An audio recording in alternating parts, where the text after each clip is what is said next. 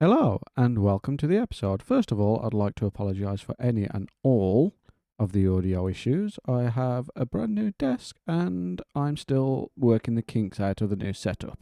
With that out of the way, let's crack on with the episode. Hello and welcome back to the series. EXP here, and today you find us back at Irontown simply because we need to collect one little thing to start on the project. That'll be coming up in a few weeks. Anyway, yes, all that aside, we are here to collect one little kitty cat because we're gonna have to start breeding you pretty soon. Remember how to do this, really, shouldn't I? There we go. Okay, now how do we get you up to the portal? Oh, I do actually have a bridge. Because this place was built back in the days before I had an elytra. So everything was manually done. Now if you just follow me, don't fall. We'll just keep moving up. Make sure you're still moving up with us because half of these are half slabs and creatures. Well, what's the technical term for the creatures? Entities. Yeah, entities, should we say? Mobs. There we go. Mobs don't like half slabs. They act kind of weird on them. But we're nearly there. And there we go. Project catification can begin. Thank you. Thank you. And thank you. Okay, there's one. Right, on to the subject of today. Now, I know what I'm going to be doing. I'm going to be setting up some storage. But I think I'm not sold on where I'm putting it yet. I'll probably want it down in the perimeter itself. Most likely on this second part. I'm still undecided if I want to keep this trench either. What do you think? Keep or get rid of? But yeah, I might make this entire section where I'm going to have the bulk of storage anyway. And probably over here maybe have some individual one-off storages. But I still need to work out multi-item storage because it's still... I'm getting better with what I should be doing with them. I'm getting more and more knowledgeable every single time. But I'm still undecided on the actual processes I want. I know I want bulk storage, and that's what we're working on today, which is why I've set this up.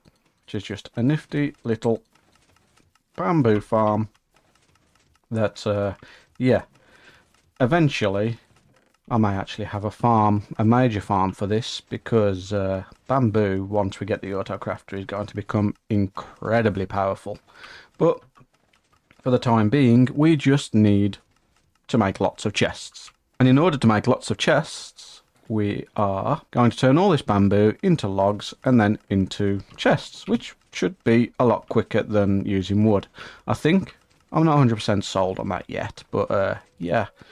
Considering I can just leave this running and it will also run on its own, I figured no point worrying about it.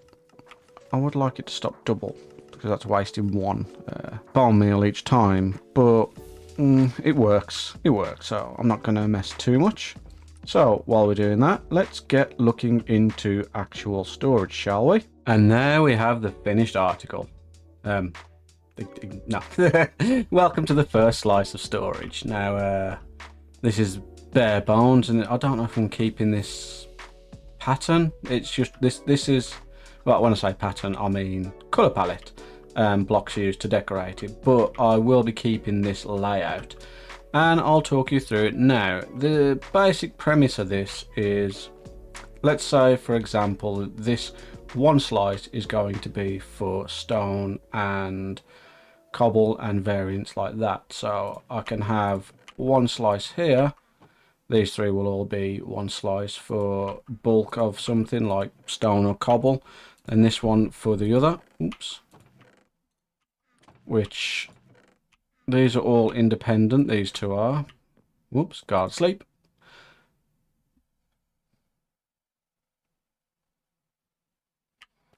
As I was saying, these two are independent, as are these three, and as are these three, these two, and this one. But I like the idea of keeping somewhat of a pattern. So let's say, yeah, we're going to have our bulk stone here, our bulk deep slate cobble here, in these two probably, because we're going to have a lot more of that than anything else. And then, for example, say granite, andesite, diorite, and then up here we could have got room for, say, more of those bulk blocks. Let's say, what else is there? Calcite maybe? It's unlikely. What else can we see? Here's me struggling. Oh, maybe like dirt, gravel, something like that. I'm not set on what's going in each one, but I can also have like the slabs or the polished versions of them, you know. But that is one slice, and having a look at the inner workings, we've just got impulses, overflow protection ones here. I've separated them at the back simply because there's no reason to have them all together, and they all work independently like I said, so it's not a big bother. But these ones up here had me scratching my brain for quite a while, because as you can see, it's not your standard filter. Now I've had to extend this out here, and basically it does exactly the same thing, except this repeater goes into this block, which then goes into this repeater, which locks the hopper from this point rather than from down here, simply because I'm hoping to have the water stream going over these two. I'm not quite sure how it works, but because this is double hopper, it should be able to pick up twice as many items at the time. So all I need to do is align it so it's on both of them, I think. But yeah, obviously this is one slice. We're going to have it extend probably halfway down here, loop around and come back up here with about let's say we're going to go 3/4 of the way, 2/3, 3/4 of the way, and then the last part I'm going to finally get my head around sorting out a multi-item storage. So all the knick-knack bits I can plonk in here. And going forward, whether we stay here long term, I don't know, or add, because obviously eventually we're going to get to the point where we're going to need shulker loaders and unloaders and that kind of stuff.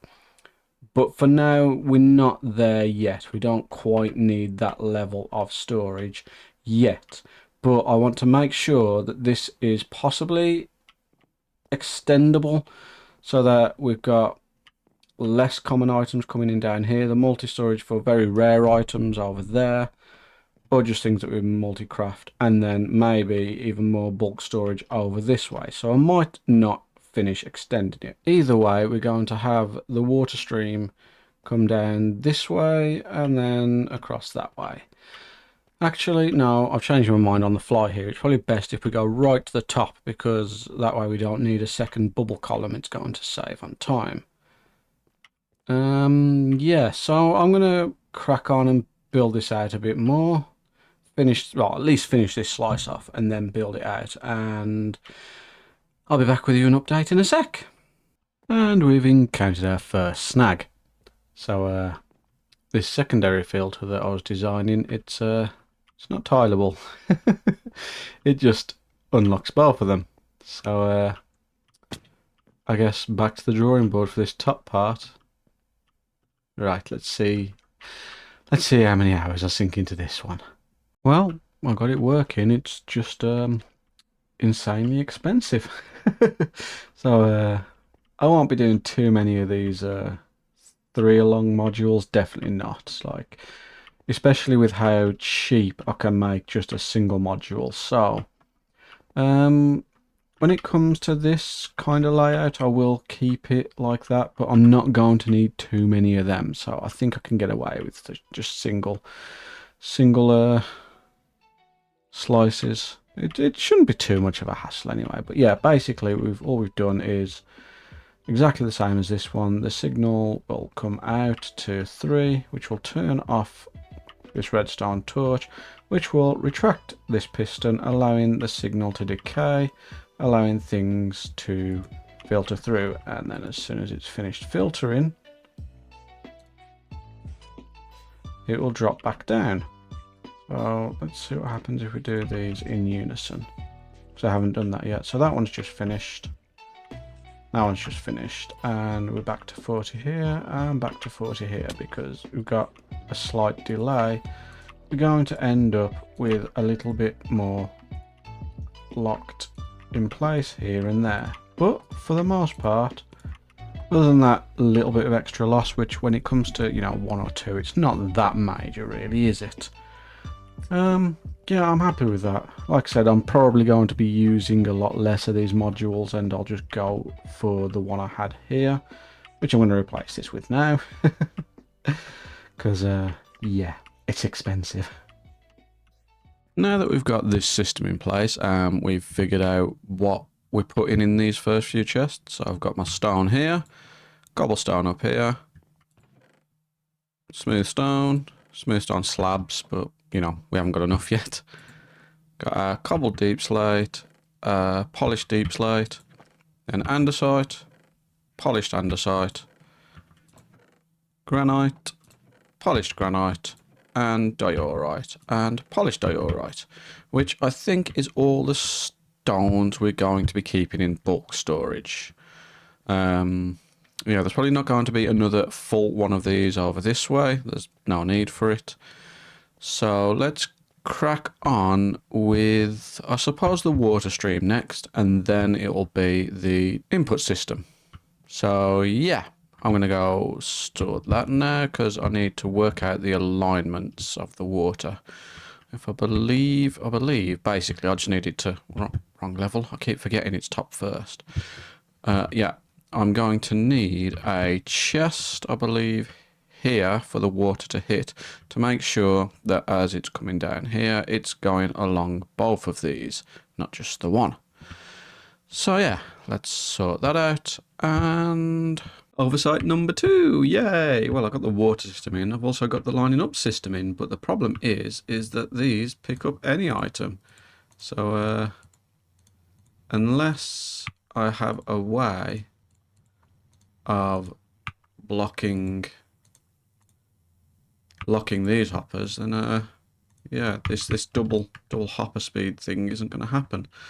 Which, to be fair, might not be that big of a deal, because if I'm having it from a dropper anyway that's being fed in from a hopper, it's going to be hopper speed regardless. We'll see. I'm going to double check everything and see if there's a way to hopper lock these simply. If not, we'll just remove them and crack on as we was planning on. Okay, I went with the easy option and gave up. Oh yeah, not quite gave up, but it's for the kind of storage this is. I just don't need the double speed hoppers, and if I did want them, I'd have to build it higher and have it so that the top one is the double speed as it pulls down double as fast twice. You know, it's more complicated, but it's not important. This will run at hopper speed anyway. There's no point me setting up too much of a fancy dropper system, so I'll just leave that at hopper speed as well and not worry about it. If I need to chunk load it, I can. And yeah, don't worry about the aesthetics of this. Like I said, it is literally just, it's the Frankenstein. This is the things I'm cobbling together with what I've got just to get it up and running. And then I'll probably not this episode because we're running a bit low on time and I've got a few more of these to add, but probably next week you'll see this. I'll probably come around to designing it to actually having a pattern, because I've also completely redesigned my bedroom and I need to now add the fans to my computer. Well, not the fans, the RGB to the fans to the computer, and that'll be nice and fancy for you to see next week. So yeah, let's get a few more modules in. I'll just check this and it does work if we throw something that's not in the system, so just these slabs will do. You can see it goes all the way down the drop chute, over all of them, and down into this corner where I can pick them up. I'll still need to add a return chest, which will probably be, drop it down there, have it go underneath, and probably just plonk that here. Maybe. We'll see. That's not too important anyway. The important thing was getting this up and running, which it now is. So I'm going to add a few more modules. Chances are it's just going to be the 3 with a 2 and then a 3 with a 2, simply because I don't want to spend all my money on this. So yeah, let's do the thing that we normally do and cut back, and you'll see just it extended. There'll be no in-betweens. Okay, yeah, deal. Okay, let's go. Never mind, never mind, never mind. I got this far into the next module when I remembered that's not what we're doing this week. God, I'm a bit of a scatterbrain. If you hadn't noticed already, and if you had, then you should already be subscribed because you love me for it. But yeah, no, we need to get this system in place, so that's what we're doing now instead. What I want is a very simple chest, and then we want a simple chest input and a shulker box unloader. So this will do for the chest system. We need you to automatically fire when you've got something in you, which shouldn't be too much of a problem. You know, we've done a million of them so far. It's not that big of a deal. As for the shulker, that should be quite simple. It's what I did before, to be honest. But yeah, knowing a little bit more about redstone these days, I can make it a little bit more intuitive. So first of all, we're going to have you into there. Right, I remember now. So I've got 2 minecarts here, sitting over 2 hoppers for extra speed. And then you just plonk this here, it'll empty. And now I just need a system to rather than manually break it. Can I observe a signal from this? That is the question now. Turns out you can, but I'm just realising I'm not quite sure how useful this will be. Especially as I can do the exact same thing with just a repeater lock. So I'll play around with this and see what we get going forward. We've made somewhat of a progress to where we need to go. We've got these 2 systems in place, which I'm kind of happy with. But let me just start talking you through them before we get too involved. So the first one is simple. It's just a clock to break it, which we need to know the exact time. This is definitely too short, but as you can see, it sends a pulse and then that just breaks it automatically. So as long as the timing's okay, we don't need to worry about it.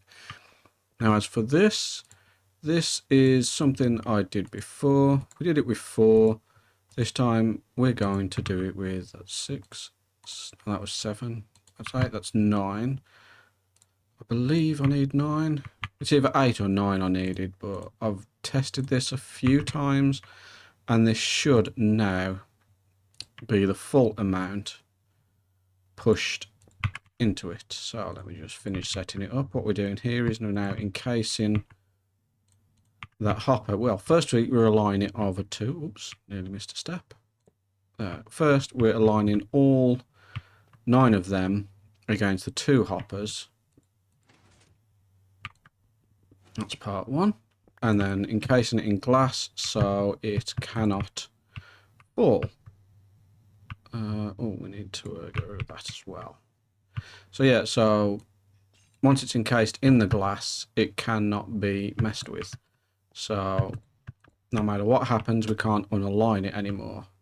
Unless we break the glass first anyway. That's the point of the glass. So let's just, there we go.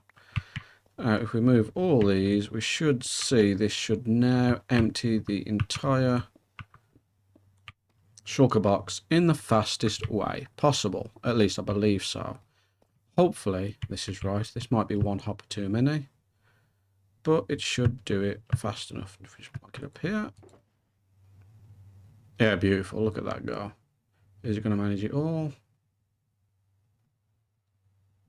No, we're still, so we've got, I've got a bottleneck somewhere.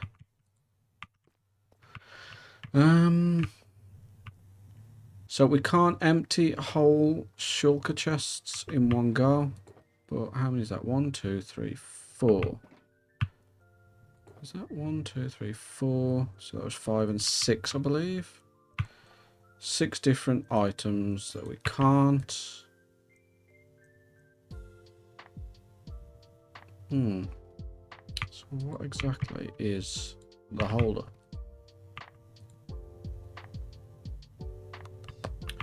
I'm not 100% sure, but either way, no matter what we do, we are left with 6 items not draining. I suppose if they are the same items, it might... I'm losing my train of thought here. Bear with me. So we're about ready to wrap things up here. Let's just go ahead and plonk a shulker box into the shulker box dispenser. Press the button and off we go. So, why are you still not giving a signal? Oh, you did. You did. Ignore me. Yep. Destroyed. And off it goes.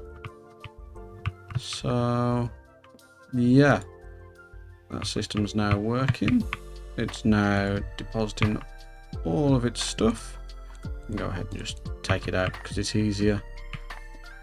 Okay, so that system's in place. I'm not 100% happy with this timer. There's got to be an easier way of doing it, so I'm going to dig through the storage deck archive stuff and see if I can't find something better. But as for this is pretty much where we're going to leave the episode this week, and hopefully we can get a better idea of what we're doing next week. But yeah, once again, I'm glad you're all here, and I'll see you again next week. Bye bye.